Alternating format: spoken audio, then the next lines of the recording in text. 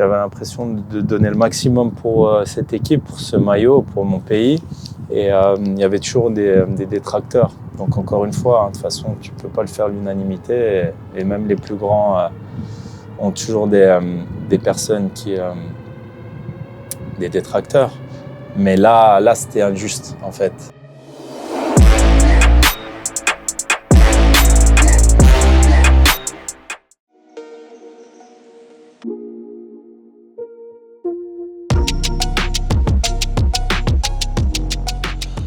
Olivier, bonjour. On est à Los Angeles, au centre d'entraînement du Los Angeles FC. Ouais. J'ai l'impression que la vie est belle pour toi là en ce moment. La vie est belle, il fait beau, les oiseaux chantent. Non, c'est agréable. Avoir un temps comme ça encore aujourd'hui, mi-décembre, c'est particulier pour nous les Européens, qui plus est moi, qui vient de Grenoble, Chambéry, les Alpes, le ski, la neige, le froid.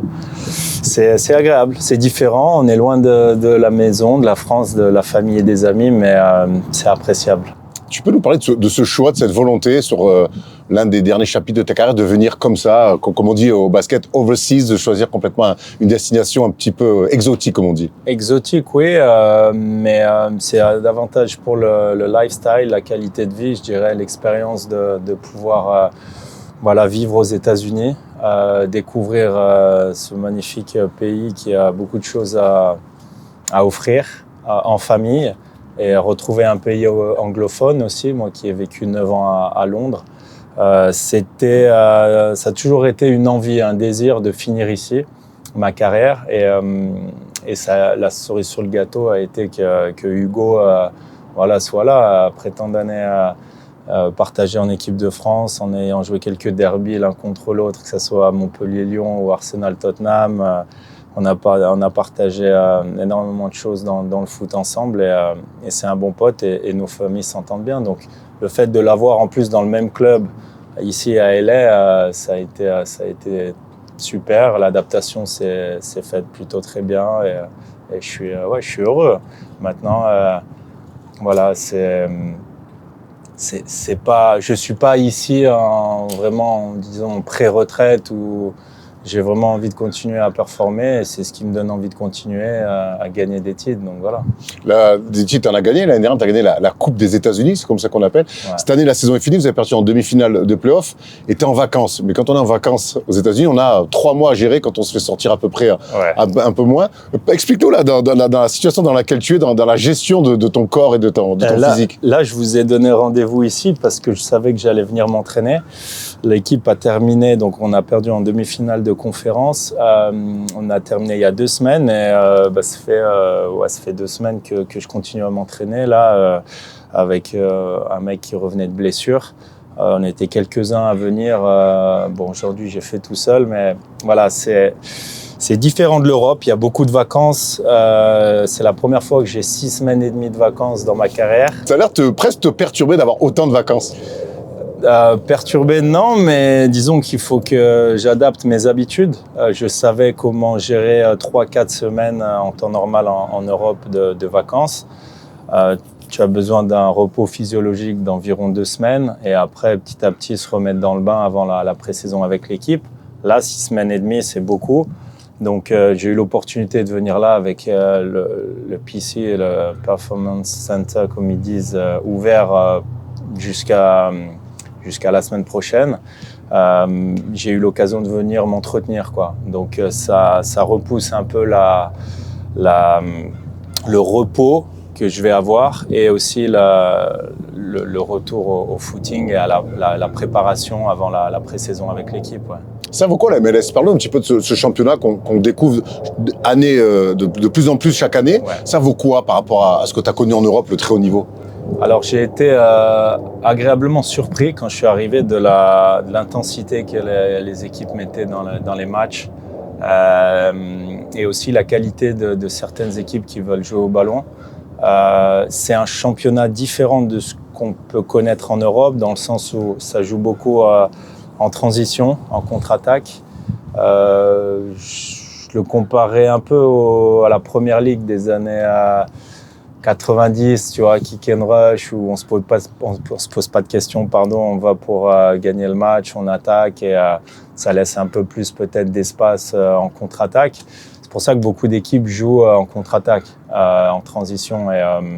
Mais il y a vraiment des bons joueurs de ballon, beaucoup d'Européens qui viennent de plus en plus. Et j'ai été agréablement surpris par le niveau de certaines équipes. Ouais, les New York, bien sûr Columbus qui a gagné l'année dernière avec un super coach français, là, Nancy, qui fait du super boulot. T'as Miami forcément. Tu as vu qu'il voulait faire venir Neymar avec Messi et Suarez et Neymar, ils voulaient recréer la MSN. Alors, ouais, mais bon, ça déséquilibre un peu les forces en présence. Donc, ils instaurent un salary cap, ils veulent pas donner trop de... voilà, ils veulent pas que certaines équipes prennent un avantage sur d'autres. Quand tu gagnes la MLS l'année d'après, tu as des restrictions quant à ton recrutement ou tu es un peu pénalisé pour reniveler un peu rééquilibrer les forces en présence encore une fois. Si tu ramènes Neymar à Miami, si tu regardes leur équipe sur le papier, ça va être n'importe quoi. Donc, je ne sais pas si la MLS le permettra. Ce serait bien pour eux, mais pour les autres franchises de MLS, ce serait dur. Ouais. Tu as décidé de venir tenter l'aventure aux États-Unis, à Los Angeles. Est-ce que tu avais d'autres options en Europe? Tu sors d'une saison où tu as encore été très efficace, très bon avec Milan. Est-ce que tu avais d'autres options en Europe? Ouais, je finis bien avec Milan. Ça a été une saison longue et éprouvante sur le plan physique et mental. Et puis avec cet Euro après, j'avais pris ma décision. Quoi qu'il arrive, j'avais pris ma décision, je l'avais dit au Milan.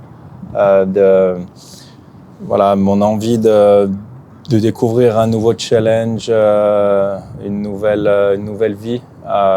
J'aurais pu continuer à Milan. Ils auraient voulu me prolonger encore d'1 an. Il y avait aussi quelques clubs en Europe, mais voilà, pour moi, l'évidence, c'était de venir... je voulais arrêter le très haut niveau avec le Milan et ma dernière compétition avec l'équipe de France. Il y a des clubs européens qui sont venus quand même essayer de tâter le terrain où tout le monde savait que tu voulais partir loin? Je pense que dans la presse, c'est sorti que j'avais envie de vivre le rêve américain. Donc personne n'est venu te chercher là-dessus.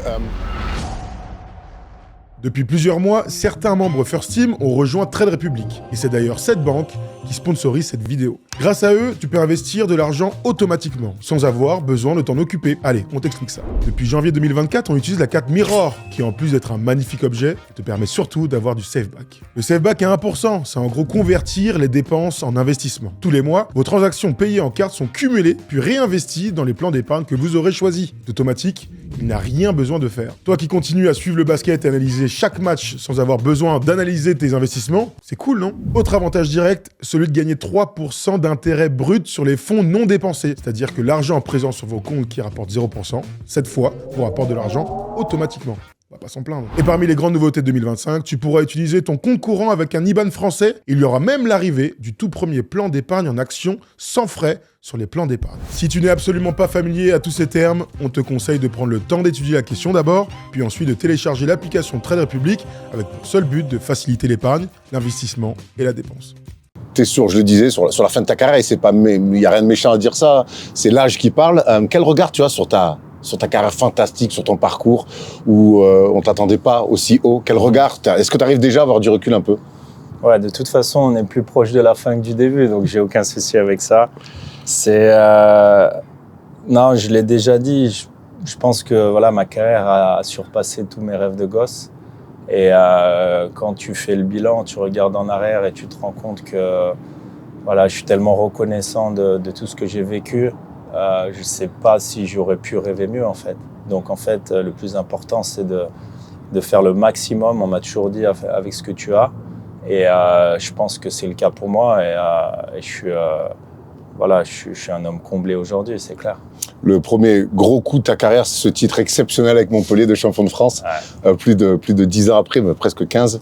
Qu'est-ce que tu gardes de cette aventure folle? Il y a 12 ans, c'était pas écrit à la base. Et c'est ce qui était d'autant plus appréciable, jouissif, si je puis dire. Quand tu n'es pas attendu et que tu arrives à faire des choses extraordinaires comme on l'a fait en 2012 avec ce groupe-là, ouais, ça reste à jamais gravé dans ta mémoire.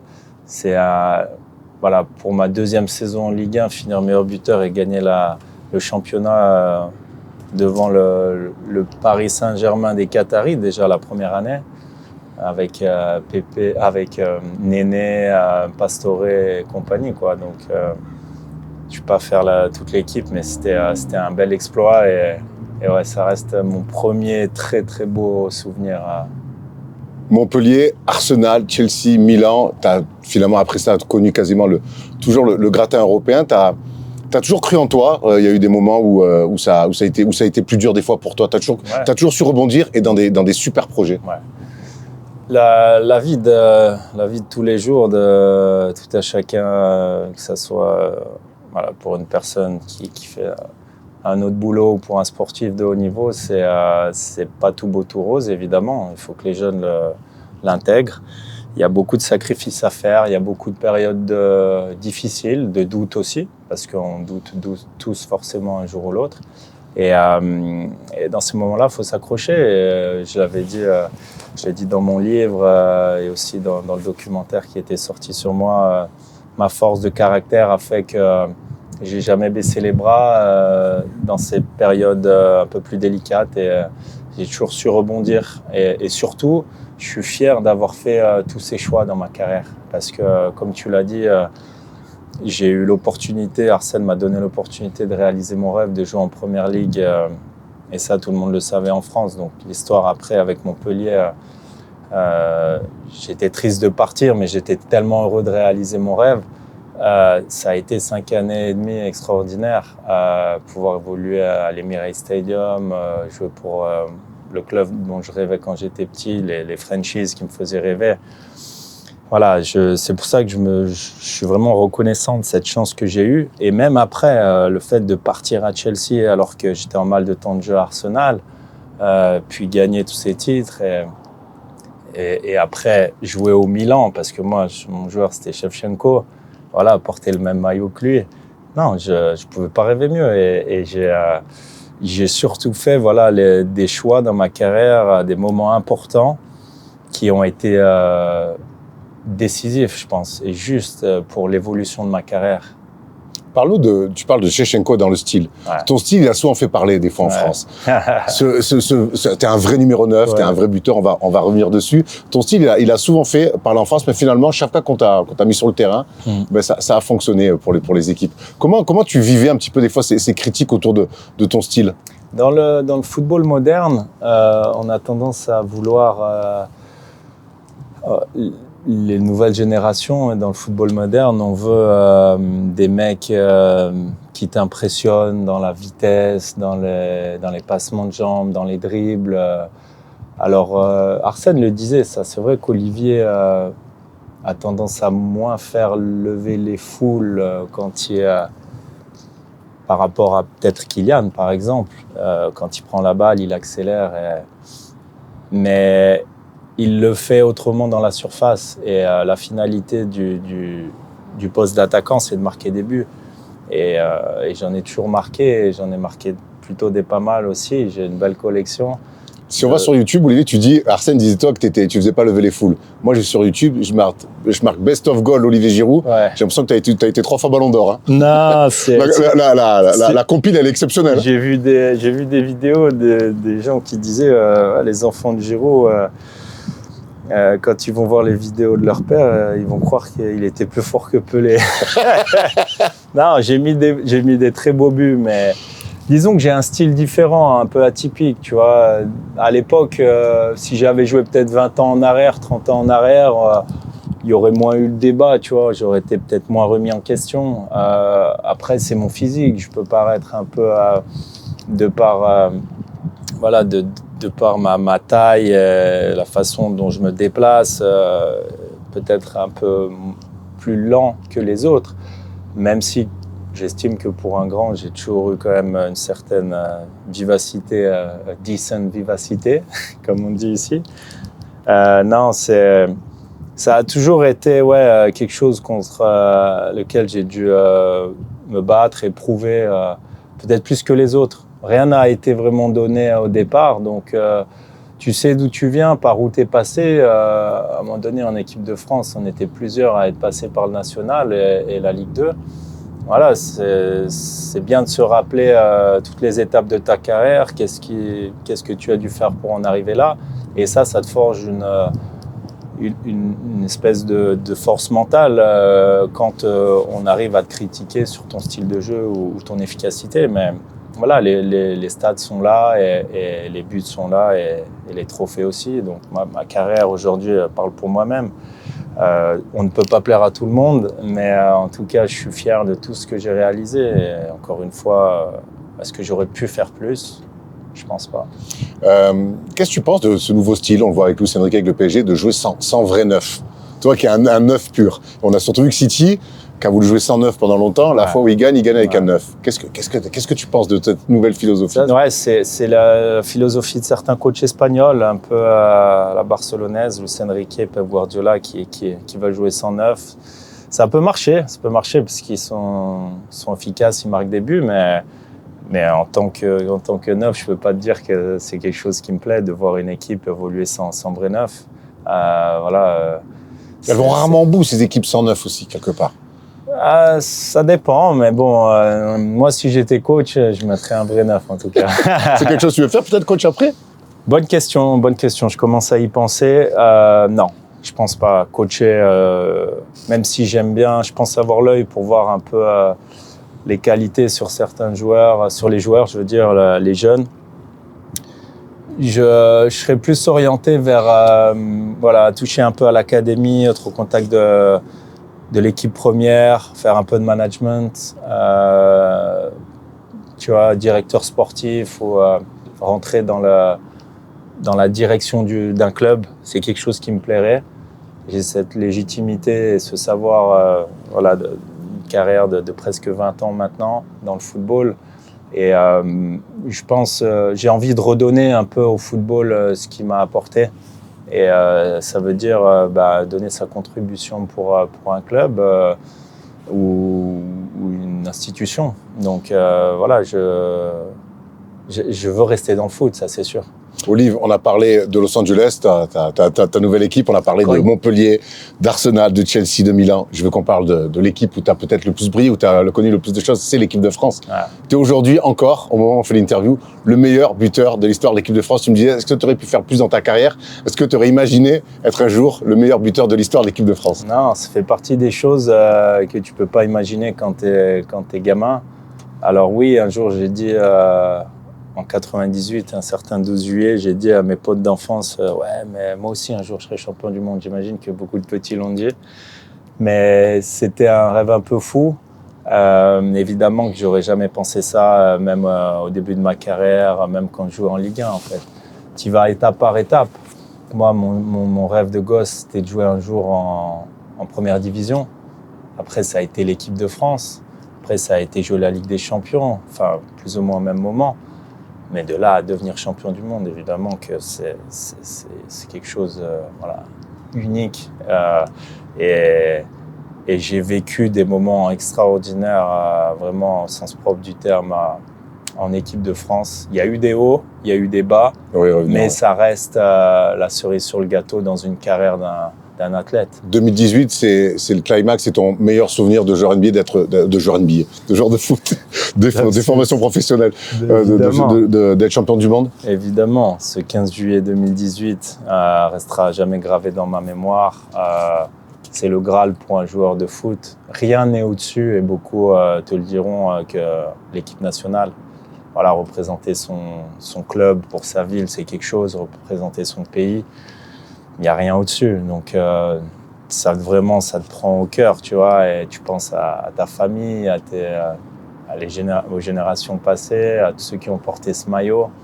Ça rend fiers les tiens et tu vois leur fierté dans leurs yeux. Émotionnellement, c'est fort. Cette Coupe du Monde, tu es titulaire et tu marques pas. Ouais. Est-ce que tu es Comment tu l'as vécu? J'imagine que tu aurais aimé marquer, même s'il y a ce but face au Pérou, qui se joue pas grand-chose, mais la presse française aime bien les taquiner. Ouais. Est-ce que ça t'a un peu... Non, mais ça, c'était logique qu'il me lance là-dessus. Ça fait partie des choses que j'ai regrettées, peut-être. Mais en fait, la joie d'être champion du monde a complètement surpassé cette frustration. Alors, j'ai été décisif pour l'équipe autrement, et beaucoup de spécialistes te diront que voilà, je rentrais dans un plan de jeu où on apportait un certain équilibre avec Grisi devant. Et je suis conscient, avec toute l'humilité qui est la mienne, avoir apporté à cette équipe. Et je me souviens, beaucoup de personnes ont dit on n'aurait peut-être pas été champion du monde avec lui, malgré le fait qu'il n'ait pas marqué. Un journaliste m'a demandé si j'aurais voulu échanger ma Coupe du Monde contre les 6 buts meilleur buteur Kane, je crois, à cette époque-là, pour la Coupe du Monde. J'ai dit, mais vous êtes sérieux? Répétez la question et écoutez-la. Donc non, pour un au monde. Par contre, je ne sais pas si c'était ta prochaine question, mais 4 ans après, encore une fois, une Coupe du Monde que je ne devais pas jouer, je ne devais pas être là. Le fait de marquer 4 buts et dépasser Thierry Henry au classement des buteurs de l'équipe de France, là, ça a été une mise au point, en fait. Parce que les gens ont cru que je ne pouvais pas marquer lors d'une compétition. J'avais marqué en 2014 contre la Suisse, au Brésil, mais j'avais un rôle différent. Mais là, cette Coupe du Monde a mis les points sur les i. Ouais. C'était important pour toi aussi, il y avait de la fierté personnelle. Il n'y avait pas un esprit de revanche, mais tu vois, j'avais envie de... Puis j'étais attendu. En fait, je ne devais pas commencer la compétition, j'étais joker. Le coach me l'a fait comprendre, il m'a dit « tu vas avoir peu de temps de jeu ». Et le destin fait que je profite de la blessure de Karim et je joue toute la compétition titulaire et je marque et je suis décisif et ça va presque au bout. Donc voilà. Tu parles d'aller presque au bout. Ton rêve, c'était d'être champion du monde. Tu l'as été, tu as failli l'être 2 fois. Parle-moi de cette finale 2022. Nous, on l'a vécu devant la télé. Je pense que tout sport confondu, c'est les 25 minutes les plus folles que j'ai vécues devant ma télé. Ouais. Comment vous le vivez sur le terrain? C'est 7h10 où il se passe rien. Ouais. Et cette folie incroyable et puis cette défaite au penalty. Ouais, non, ces 20 dernières minutes en 2022 ont été ultra stressantes. Je sais pas comment les gens un peu sensibles ont fait pour tenir le choc. Nous, en tout cas, en direct live, ça a été super stressant. Montée d'adrénaline, ascenseur émotionnel, tout ce que tu veux. Ça aurait été extraordinaire de la gagner back-to-back, comme on dit. On a fait le maximum pour la gagner sur la fin. Je pense qu'il y a eu forcément 1h10 de... C'est quoi le ressenti après ce match-là où pendant 1 heure, un peu plus, il se passe rien? Ouais, on a trop subi. En fait, on a trop subi. Tu vois, j'ai pas revu la finale, jamais un jour je la reverrai. Mais tu me vois à un moment donné demander aux mecs de ressortir, en fait, parce qu'on était acculés. On faisait que défendre. Alors, notre solidité, notre succès a été basé sur un bloc défensif costaud et après jouer en transition, mais parce qu'on a souvent mené au score dans tous ces matchs, même en 2018, à part 9 minutes contre l'Argentine en 8e de finale. Là, ça a été souvent le cas aussi dans cette compétition, ça a toujours été le cas, sauf contre l'Australie, mais pareil, où on revient vite dans le match, premier match. Là, on est mené au score et là, je pense à trop tôt dans le match et en fait, on doute et pour beaucoup de joueurs, c'était une première finale de grande compétition internationale et je pense que ça s'est ressenti un peu. Puis il y avait des mecs qui étaient un peu malades, l'un avec l'autre, la pression, le fait que tu commences mal le match. À l'Argentine, qui fait un bon début de match aussi, mérite à eux. Et je pense qu'on perd le fil un peu et après, on a réagi à la fin. Je pense qu'eux étaient fatigués et les changements aussi ont fait que, on a les changements ont vraiment insufflé une nouvelle énergie. Et après, le final a été extraordinaire. Comment on digère une défaite comme ça? Alors, j'étais un peu sous le choc, en fait. Je n'ai pas réussi à vraiment fondre en larmes, comme en 2016, quand on perd la finale de l'Euro chez nous, où je vois mes potes, les Dégignac, Jaja et tout, pleurer, Lolo. Voilà, là, ouais, tu fonds en larmes, c'est spontané. Mais en 2022, peut-être parce que je l'avais gagné 4 ans auparavant, je sais pas, ça a été très dur, mais les jours d'après ont été plus durs en fait. En fait, tu te demandes ce qui se passe. Il s'est passé tellement de choses ce soir-là, tu as tellement été heureux, encore une fois, ascenseur émotionnel.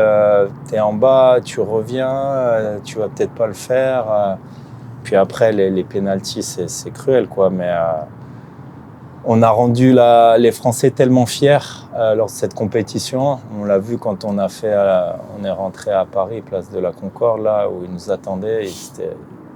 Voilà, quoi. Ça nous a fait chaud au cœur. Voilà. Mais forcément, j'avais plus d'expérience là sur cette Coupe du Monde-là. T'es déçu, t'es touché, mais bon, t'intériorises, quoi. Et tu te dis que, ma foi, ça a été notre tour 4 ans auparavant. Là, cette fois-ci, tu peux pas toujours gagner. J'aimerais qu'on revienne sur l'équipe de France actuelle. C'est le bordel en ce moment. Quel regard toi t'as sur ce qui se passe depuis quelques mois? Je voudrais qu'on parle de ta relation et de ce que tu vois maintenant de l'extérieur, avec Didier Deschamps notamment, qui est beaucoup critiqué. Il y a beaucoup de gens qui aimeraient le voir partir, même parce que peut-être il y a une usure. Quel regard toi t'as de loin comme ça maintenant sur Didier Deschamps et ce qu'il propose avec l'équipe de France? Moi, il faut savoir quand même que je suis arrivé en 2011. C'était Laurent Blanc à l'époque.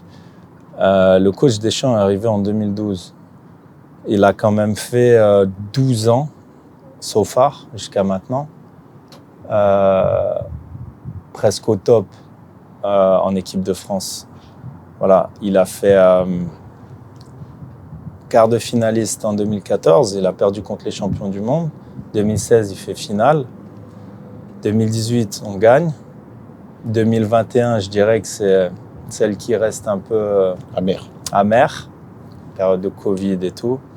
Tu gagnes 3-1 contre la Suisse à 15 minutes de la fin. Bon, ça peut arriver.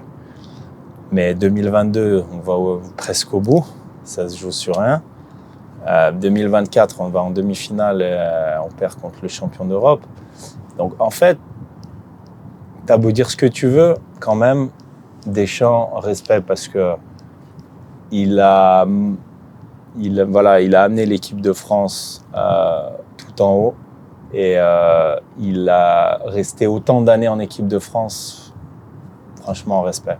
Maintenant, aujourd'hui, il y a beaucoup de personnes, oui, qui pensent qu'il faut changer, tout ça.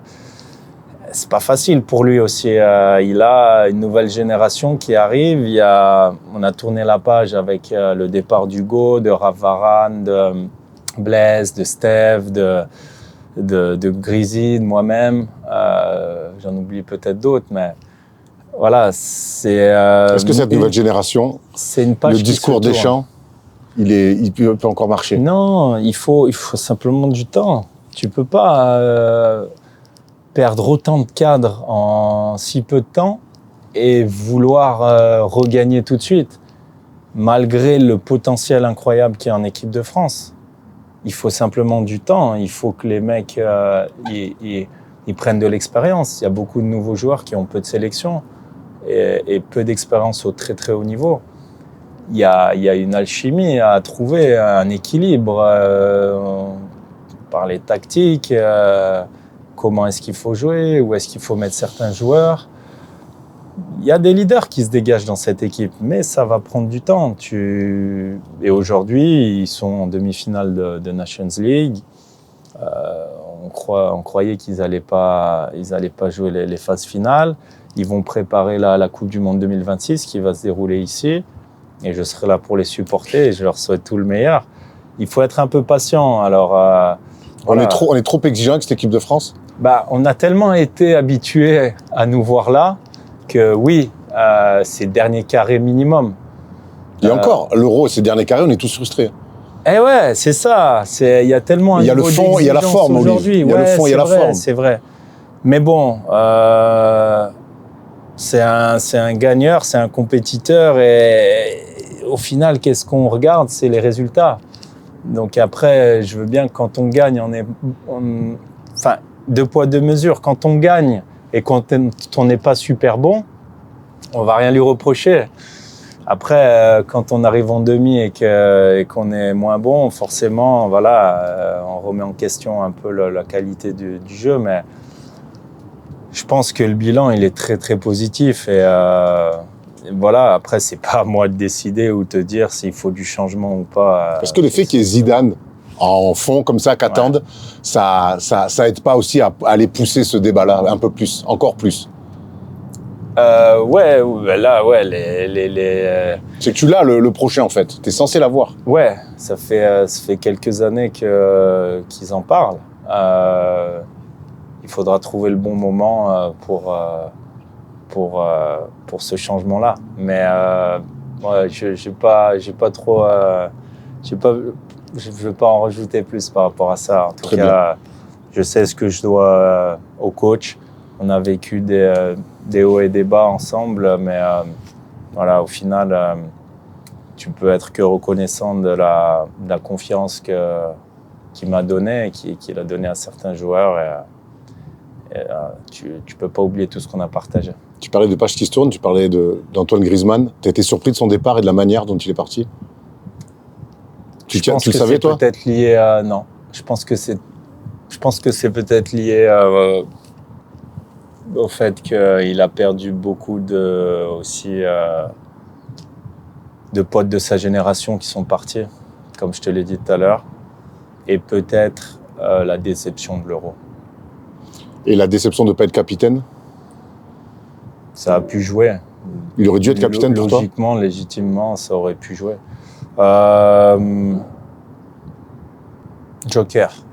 Très bien. On parle de capitaine, on va forcément parler du capitaine de l'équipe de France. Kylian Mbappé qui vit des mois compliqués. Toi, tu l'as connu en équipe de France durant plusieurs années.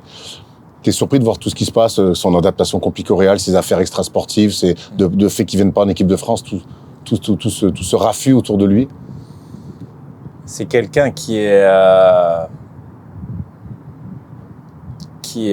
pas le droit à l'erreur. En fait, il est tellement épié, tellement regardé, il a ce devoir d'exemplarité qu'en fait, on lui pardonne rien. Je veux dire, il a beaucoup de choses à assumer, beaucoup de pression. Je pense que pour moi, le fait de faire ce transfert de Paris au Real, qui était inéluctable à un moment donné, c'était pas écrit que ça allait être aussi facile que ça. Non pas parce qu'il n'a pas les qualités, évidemment qu'il a les qualités, mais quand tu arrives dans un club comme le Real Madrid, et qui plus est quand tu joues dans une position différente de la tienne, il faut forcément un temps d'adaptation. Donc, encore une fois, le temps fera les choses et dans quelques mois, on en reparlera. Toi, tu as connu ça, tu as connu le très haut niveau, les très grands clubs, les grandes villes. Est-ce qu'il se protège assez quand on est un sportif comme ça, où on attend, tu dis, il n'a pas le droit à l'erreur? Est-ce qu'il se protège assez, Kylian Mbappé, de toutes les dangerosités extérieures? C'est quelqu'un de très mature pour son âge, déjà, quand il est arrivé en équipe de France. Voilà, Kylian, c'est quelqu'un qui a la tête sur les épaules et qui parle très bien, qui communique très bien. Et je pense qu'il est bien entouré. Maintenant, tu peux pas tout contrôler. Et des fois, quand on veut te mettre dans une sauce, entre guillemets, tu peux pas vraiment l'éviter. Je pense qu'il fait le maximum, en tout cas, pour se protéger et son entourage des personnes qui veulent le nuire ou qui l'attendent au tournant. Pour finir sur l'équipe de France, tu as eu des hauts, tu as eu des très très hauts, tu as eu des bas aussi, cette espèce de toujours où on t'était un petit peu des fois un peu le bouc émissaire. On se souvient notamment de l'affaire avec quand Karim Benzema n'était pas là, qui a eu ses sorties sur le karting. Avant l'Euro 2016. Voilà, sur le karting, pas karting, Formule 1, blabla. T'en es où aujourd'hui? Tu as pu le recroiser, tu as pu parler de ça avec lui? Est-ce qu'on s'est... on s'est recroisés évidemment à la Coupe du Monde 2022. Vous en avez parlé? Non, on n'en a pas parlé. Mais je suis cool avec ça. Je l'ai déjà dit. Ça a été très injuste pour moi à un moment donné. Avant l'Euro 2016, quand une partie du public me reprochait son absence.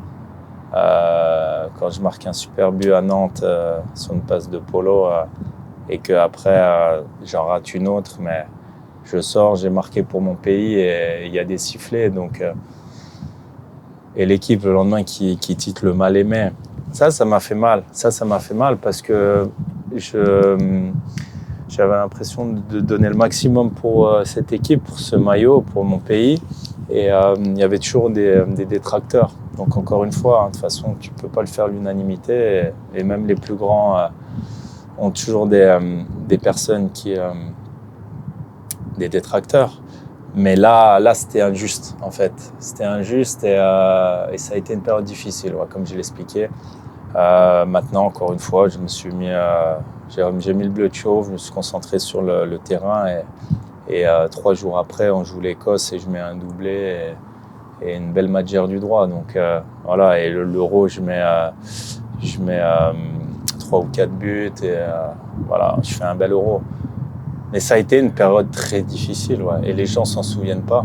Mais là, j'ai dû faire le dos rond et y aller, quoi. Tu as l'impression aujourd'hui d'avoir enfin la reconnaissance du public, de la presse française? Ouais. Ça, c'est un peu une victoire aussi. Oui, exactement. Comme je disais, la boucle est bouclée avec cette Coupe du Monde malgré tout réussie au Qatar. Le fait d'être meilleur buteur de l'équipe de France, d'avoir gagné beaucoup de titres. J'aurais pu baisser les bras et partir avant, mais non. J'étais à 2 doigts de ne pas la jouer, cette Coupe du Monde au Qatar. Mais encore une fois, ma bonne étoile, Dieu a fait que tout ça soit possible. Et c'est pour ça aussi que je suis très reconnaissant de cette chance d'avoir pu rebondir et montrer de quoi j'étais fait. Olive, on est à Los Angeles, on va parler un petit peu sport US. Je sais que tu es fan de NBA, de NFL, on va en reparler. On s'est rencontrés à Londres grâce à Adio Lala qu'on embrasse, c'est grâce à lui qu'on a cette interview. Parle-nous un petit peu de ton rapport à la NBA. Je sais que tu as croisé Nico Batum, tu es allé à l'Intuit Dome, c'est la ville des Lakers.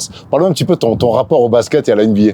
Tu sais quoi, le premier match que je suis allé voir de basket, c'était la WNBA. C'était les filles, les Sparks de Los Angeles. Et c'était pour le Daddy's Daughters Day avec ma petite Jade, 11 ans. C'était cool. J'y suis allé avec elle, courtside. C'était sympa, mais je t'avouerai que j'ai hâte d'aller voir les Lakers. J'ai pas pris le temps encore parce qu'on avait un calendrier assez chargé. Je suis allé voir Nico Batum contre les Suns à la nouvelle Intuit Dome. Belle salle, hein? Une arena incroyable. Et j'ai beaucoup aimé, donc j'y retournerai. Mais je t'avouerai que j'ai un intérêt aussi particulier pour la NFL. Parce que les mecs, dès que je suis arrivé ici, ils m'ont dit « Olive, you got to do this dans la Fantasy League ». Tu vois, là, en fait, tu choisis tes joueurs, tu as ton équipe et tu joues, c'est la Fantasy League NFL. Et il a fallu faire la draft. D'ailleurs, j'avais demandé des tips à Grizzly par rapport aux joueurs, parce que j'y connaissais rien, à part Mahomes et Kelsey, tu vois, Kansas City. Et Tom Brady à l'époque. Mais donc, je me suis vraiment mis dedans. Et aujourd'hui, je vais faire les playoffs. Voilà. Ah, t'es bon alors en plus. T'es bon, pas mal. Bon, j'ai une bonne équipe. J'ai une belle équipe. Et d'ailleurs, j'ai emmené mes fils au SoFi Stadium voir les Rams. Je suis allé voir les Chargers aussi, mais là, je suis allé voir les Rams et c'était une super expérience parce que j'ai emmené mes 2 fistons. Ils ont 6 ans et 8 ans et ils ont eu 2 football. Ils ont eu le maillot du quarterback, Strafford, et ils ont serré la main à Kyren Williams, que j'ai aussi dans ma Fantasy League, le running back des Rams. T'es à fond, qui cartonne. Mais là, du coup, je m'y connais de plus en plus et je connais bien les joueurs. Et franchement, les mecs, des fois, ils essayent de m'avoir sur certains trades, mais t'inquiète, je veille au grain. Olivier, je me prends au jeu, en tout cas. Dernière question. Tu es là à Los Angeles. Tu sais qu'il te reste une année de contrat. Et quand je t'ai demandé, mais combien il te reste de contrat, tu fais une année, peut-être plus. Ouais. Est-ce que tu as un âge, une date en tête pour dire stop? C'est une bonne question. Ce sera aussi mon corps qui dictera la suite. Comme je l'ai dit, j'ai discuté avec Zlatan. C'est une question de motivation. Si dans ta tête, tu as envie de continuer, j'en parlais aussi avec Chiellini qui est venu nous voir là, lui il m'a dit mon corps, Olive, il pouvait plus. Donc c'était, même si j'avais encore envie, je sentais que voilà. Donc en fait, pour des mecs comme nous qui avons cette envie de continuer la compétition, d'avoir toujours cette adrénaline et cette soif de gagner, ce sera ton corps qui te dira stop, quoi. Donc moi, j'ai encore un an. Je veux kiffer à fond. Je veux faire le maximum pour continuer à gagner et être compétitif. Après, on verra l'année d'après. Et après, ça m'amènera à 40 ans. Je veux dire, 40 ans, c'est bon, quoi. LeBron, il joue. Hein? LeBron, il joue à 40 ans. LeBron, il joue. Tu dois aller lui parler. Non, mais moi, je peux pas jouer avec mes fils. Ils sont trop jeunes. Ouais, lui, c'est une machine. Je sais pas comment il fait, mais... Ouais, non. Ouais, 39, 40 ans, c'est bien, quoi. Merci Olivier, tu nous as régalé, c'était cool de venir te voir ici. Merci à vous.